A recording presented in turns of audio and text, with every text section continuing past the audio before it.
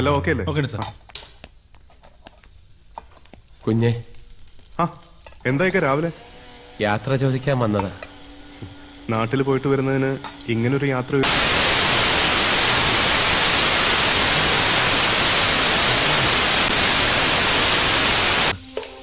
കടങ്ങളൊക്കെ ഒരുവിധം തീർത്തു.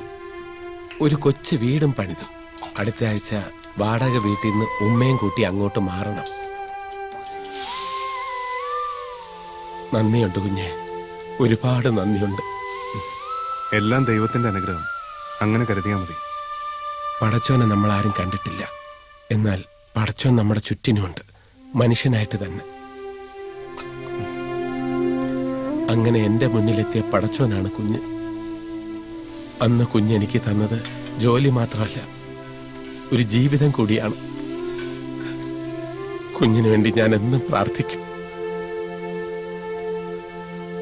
വരട്ടെ കുഞ്ഞ്. ശരി.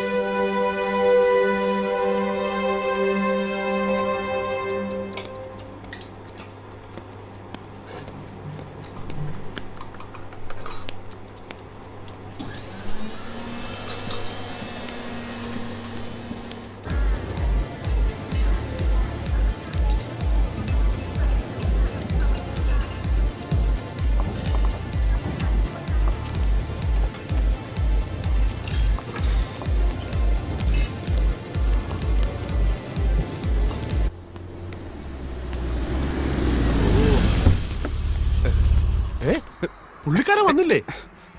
എത്ര മണിക്കാ ഇനോഗ്രേഷൻ? 10:30. ഇപ്പൊ എത്ര മണിയായി? 7:30. ഇപ്പോഴേ ആളെ ഇവിടെ കൊണ്ടിരുത്തണം. വേണ്ട. അല്ല അതെ, സമയത്തിനൊക്കെ വരുവോ?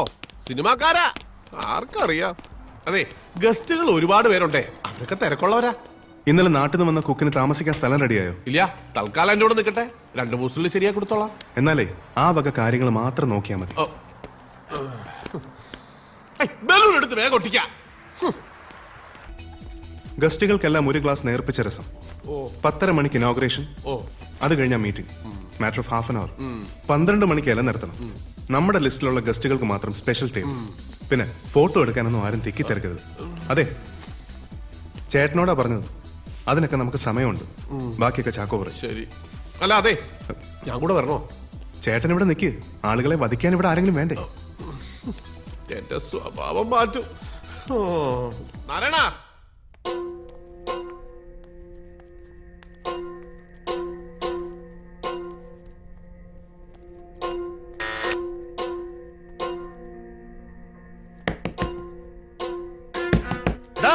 മുറിക്കകത്തേറി ഒളിച്ചിരിക്കാതെ കഥ ഓർക്കടാ മമ്മതെ.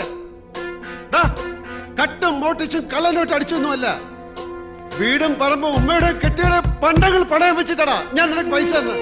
എന്നിട്ടിപ്പോ എനിക്ക് വിസ ഇല്ല, ജോലിയില്ല. എന്റെ പാസ്പോർട്ട് നീ പിടിച്ചു വെച്ചു. ഹറാം പറപ്പ് കാണിച്ച നാടും ഗൾഫും ഒരുപോലെ ഈ അബ്ദുവിന് കുത്തി മലത്തും ഞാൻ. വാതിലുറക്കടാ, ഞാൻ ചവിട്ടി പൊളിക്കും.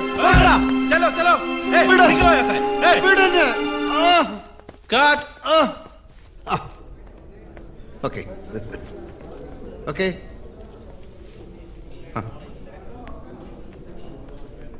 എത്ര മണിക്കാ? 10:30 മണിക്കാ. ഇഷ്ടം പോലെ സമയമുണ്ട്. ഞാൻ ഹോട്ടലിൽ പോകുന്നു, ഒന്ന് ഫ്രഷ് ആകുന്നു. ഓക്കെ ഓക്കെ, ഞാൻ 2 മണിക്ക് എത്താം. Okay sir.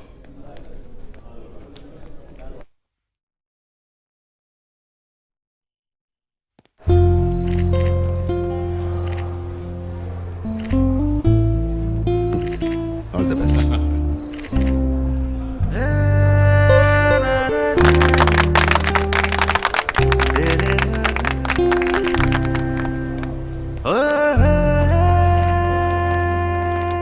ടോട്ടലി ഇവിടെ 80 പേർക്ക് ഇരിക്കാം. പിന്നെ വേണമെങ്കിൽ പുറത്തു അറേഞ്ച് ചെയ്യാം. ഇവിടെ വെളിയില്ല. ഇവിടെ ലൈവ് ദോശ കോർണറും ഉണ്ട്. ഇതാ മെനു കാർഡ്. മൾട്ടി ക്വിസിൻ ആണ്. ഇന്ത്യൻ ഉണ്ട്, മെക്സിക്കൻ ഉണ്ട്, അങ്ങനെ കുറച്ച്. Well done, very good.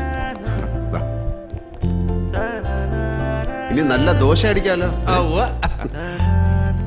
സ്നേഹം നിറഞ്ഞവരെ, രസം റെസ്റ്റോറന്റ് ഗ്രൂപ്പിന്റെ എല്ലാമായ ശ്രീ ബാലശങ്കർ രചിച്ച നളചരിതം എന്ന ഗ്രന്ഥം, നളപാകം, ക്ഷമിക്കണം, നളപാകം എന്ന ഗ്രന്ഥത്തിന്റെ പ്രകാശനം ശ്രീ RC മേനോന് നൽകിക്കൊണ്ട് നമ്മുടെ ഈ സ്ഥാപനത്തിന്റെ അടുത്ത ബന്ധുവും എല്ലാവരുടെയും പ്രിയങ്കരനുമായ സൂപ്പർ സ്റ്റാർ മോഹൻലാൽ സാർ നിർവഹിക്കുന്നു.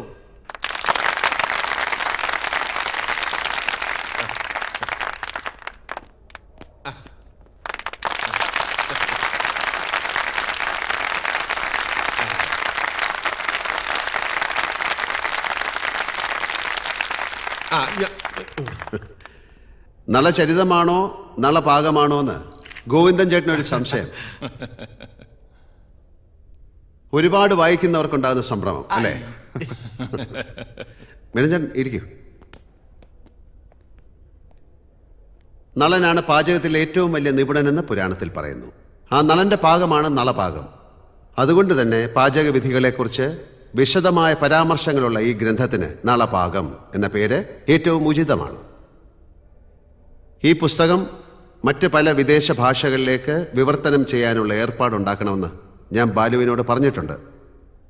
മലയാളത്തിൻ്റെ രുചിക്കൂട്ടുകളുടെ സൂത്രങ്ങൾ ലോകം മുഴുവൻ അറിയട്ടെ എന്നുള്ളതുകൊണ്ടാണ് ഞാൻ അങ്ങനെ പറഞ്ഞത്.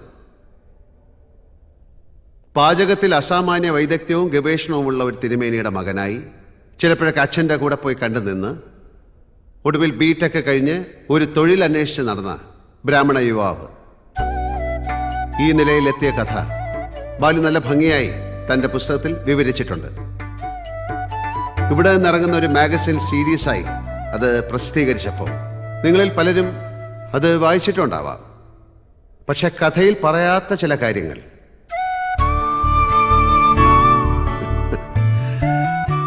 സിനിമയുടെ ഭാഷയിൽ പറഞ്ഞാൽ ഒരു കണ്ടിന്യൂറ്റി ഇല്ലായ്മ, താൻ ഒരുപാട് സ്നേഹിക്കുന്ന പലരുടെയും സ്വകാര്യ ജീവിതത്തെ ബാധിക്കുമെന്നുള്ളത് കൊണ്ടാകാം ബാലു അത് ഒഴിവാക്കിയത്. പക്ഷെ ഇപ്പം എല്ലാം ഒരു തമാശ പോലെ ഓർക്കാം. അവിടെയും ഒരു നിമിത്തമായത് ഞാനായതുകൊണ്ട് വിട്ടുപോയത് ഞാൻ തന്നെ പറയാം. എങ്കിലേ ഈ കഥ പൂർണ്ണമാകും.